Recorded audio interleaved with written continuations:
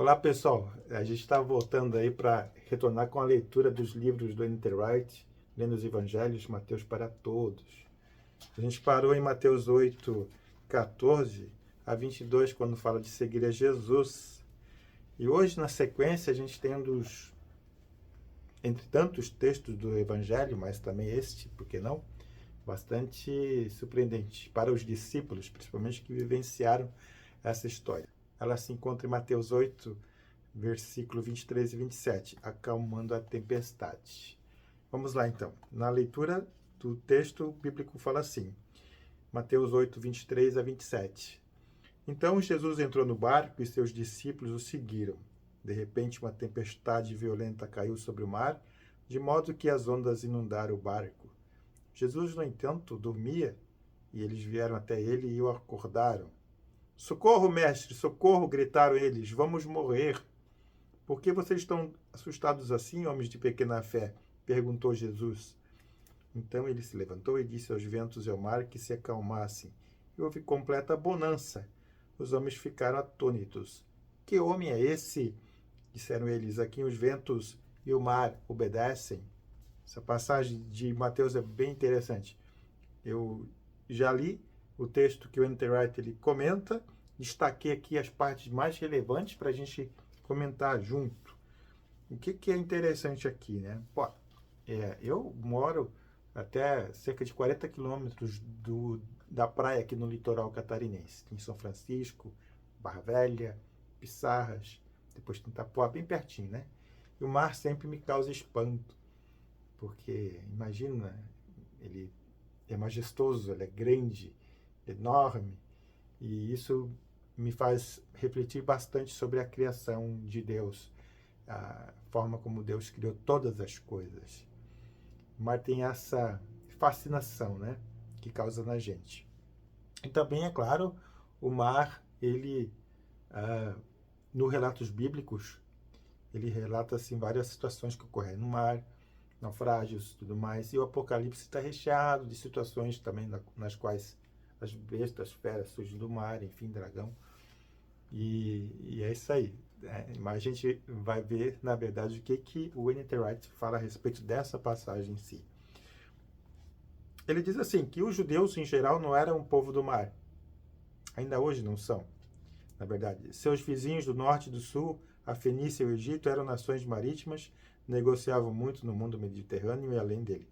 Mas Israel concentrava-se na terra, que afinal era a sua herança prometida. Isso a gente vê ainda nos dias de hoje. Se você observar Israel, ele não tem uma frota marítima grande, também não tem uma marinha que possa defendê-lo de tal maneira de algum ataque mais profuso que venha do mar. Ele foca e sua atenção realmente está na terra, em desenvolver e tornar aquela terra desértica habitável. E também a protegê-la de potenciais invasores nos dias de hoje, como a gente bem sabe. Mas na época de Jesus também era assim. Eles tinham, eu lembro do mar da Galiléia, por isso que se chamava mar, né?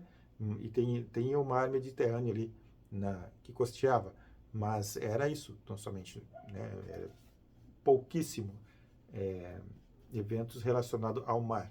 Diferente do Brasil, né, que, nossa, até me perco de quantos mil quilômetros nós temos de litoral. Israel é bem diferente em relação a isso. Mas assim era Israel.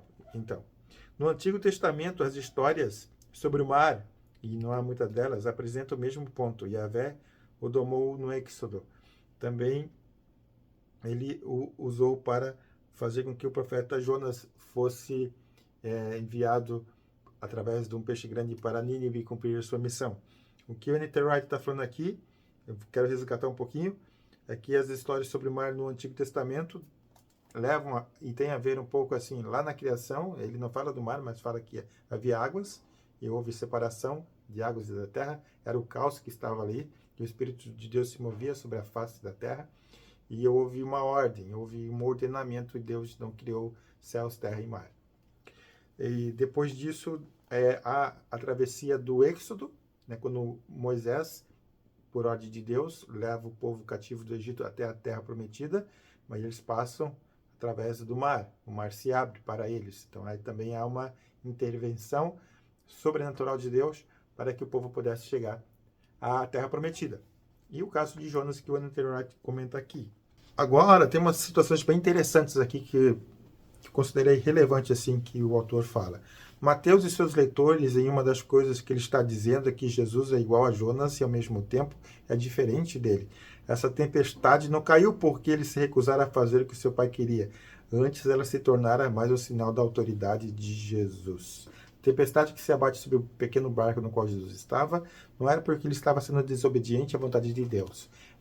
E foi o motivo pelo qual ele demonstrou sua autoridade sobre os elementos naturais. No entanto, da mesma forma que a aventura extraordinária de Jonas foi contada como um sinal de que o Deus de Israel de fato se importava com todos e não apenas com Israel, porque Nínive, no caso de Jonas, era uma cidade pagã, também essas histórias notáveis sobre Jesus têm o intuito de mostrar que o Deus que estava fazendo por intermédio dele e nele não era nada menos que a nova criação, a nova redenção em Cristo Jesus. Jonas era uma tipologia de Cristo, ele apontava para Cristo, já que Jonas ficou 3 dias, 3 noites no ventre da baleia. E baleia não, é do grande peixe, desculpa aí. E Jesus ficou 3 dias também no sepulcro, até ressuscitar, no 3º dia. Por isso, mais uma vez, a reação adequada a Jesus é a fé. Essa fé é simplesmente a confiança de que Jesus é o soberano, que tem autoridade sobre os elementos. Agora começamos a perceber que Mateus está nos contando aos poucos que outra pessoa, tanto quanto o centurião de Cafarnaum, tem uma fé agudamente focada e bastante enraizada, enquanto os seguidores de Jesus, apesar de verem tudo o que ele fez, ainda não estavam no mesmo patamar do centurião. Aqui é o contraste que a gente viu um pouco antes nas nossas leituras, quando o centurião romano creu que Jesus poderia curar o seu servo, mesmo ele estando a caminho, mesmo onde ele estava, ele creu, né? E Jesus disse que em Israel ele não viu tamanha fé. Já os discípulos que viviam para e passo com Jesus não criam da mesma maneira. A autoridade dele, de maneira alguma, não se estende apenas às doenças, mas também aos elementos naturais, como eu reforcei anteriormente. Então, a autoridade de Jesus não era apenas de curar, de ressuscitar mortos e trazer vista aos cegos, mas também de trazer ordenamento aos elementos da natureza. Mateus quer que, nesse processo de conhecer, de caminhado com Jesus, façamos 2 perguntas a nós mesmos, nesse processo de apresentação da autoridade de Cristo, aqui bem representada nessa situação da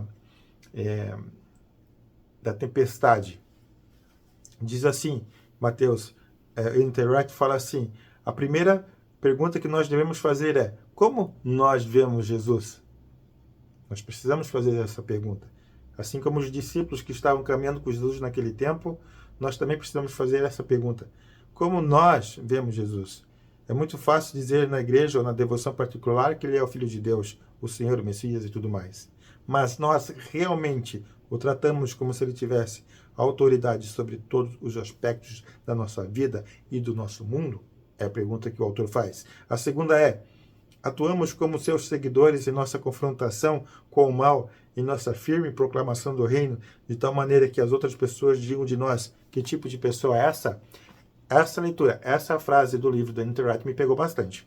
Porque a gente realmente assim, vai na igreja, ora, canta, glorifica a Deus e se diz filho de Deus. Mas realmente assim, e também que Jesus é nosso Senhor, mas realmente a gente está debaixo dessa autoridade, a gente reconhece essa autoridade que de tal maneira que Jesus possa atuar através das nossas vidas para as outras pessoas e assim o evangelho ser propagado, as pessoas reconhecem em nós a essência, a vida de Jesus sendo transbordada, sendo refletida, né? Essa pergunta eu achei bastante interessante, a tal ponto que as pessoas façam a seguinte pergunta, nossa, ele é uma pessoa diferente, por que ele é assim? Qual é a razão de ele viver assim? A nossa razão de viver deveria ser Jesus, Cristo. Então essas 2 perguntas ele encerra essa parte, e isso realmente ficou bastante marcado nessa minha leitura desse trecho que o Internet comenta sobre o livro, né? Quero deixar para vocês que na próxima sequência a gente vai falar sobre cura de endemoniados na época de Cristo. A gente se vê. Até lá. Um abraço.